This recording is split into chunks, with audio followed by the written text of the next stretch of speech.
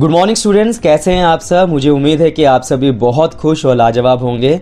So students, आज हम 10 words meaning करेंगे और जैसे कि आपको वादा किया था, डेली हम 10 वर्ड्स मीनिंग की वीडियो अपलोड करेंगे।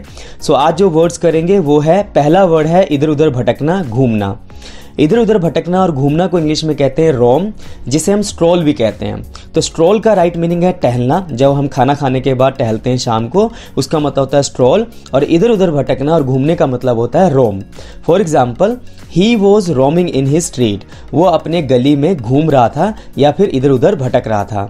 नेक्स्ट वर्ड है bit of food. Bit of food का मतलब होता है थोड़ा सा, मतलब बिट मतलब थोड़ा सा।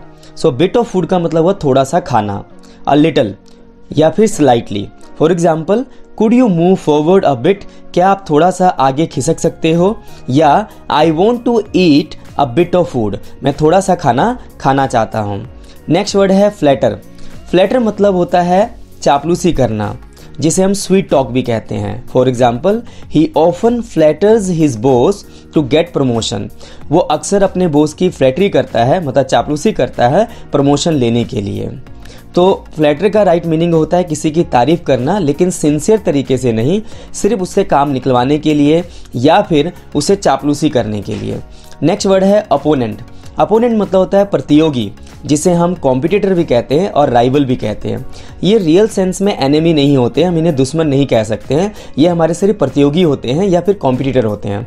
फॉर एग्जाम्पल, मैं जिस एरिया में इंस्टीट्यूट चला रहा हूँ, वहाँ पे बहुत सारे लोग इंस्टीट्यूट चला रहे हैं, तो वो मेरे अपोनेंट है, ना कि एनिमी है।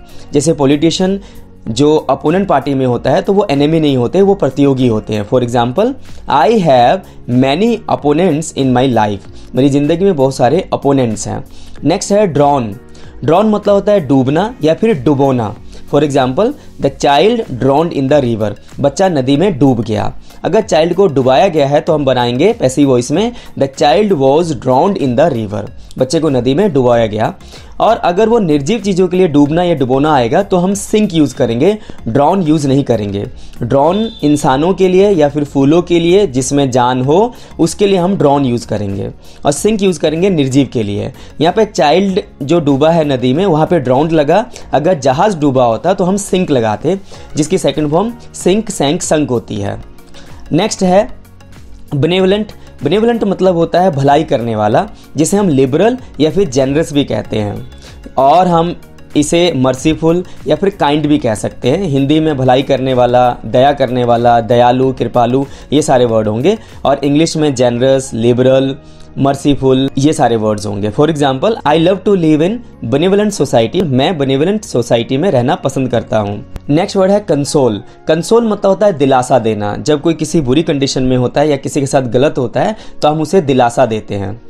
ही कंसोल्ड लिटिल क्राइंग चाइल्ड। उसने छोटे रोते हुए बच्चे को दिलासा दिया। नेक्स्ट वर्ड है पोर।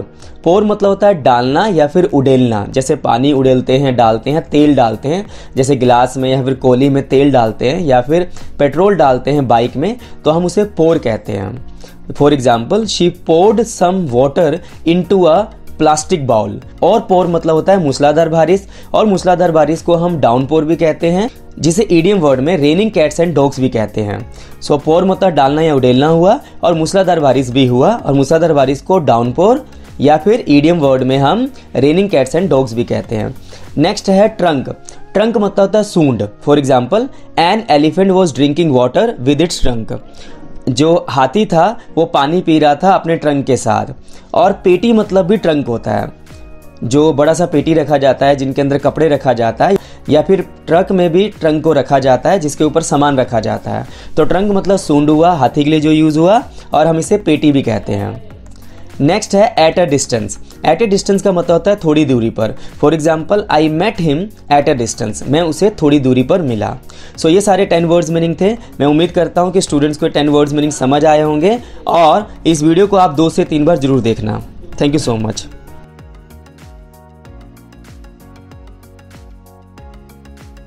Thank you for watching our video. Kindly like, comment and subscribe our channel. Thank you so much.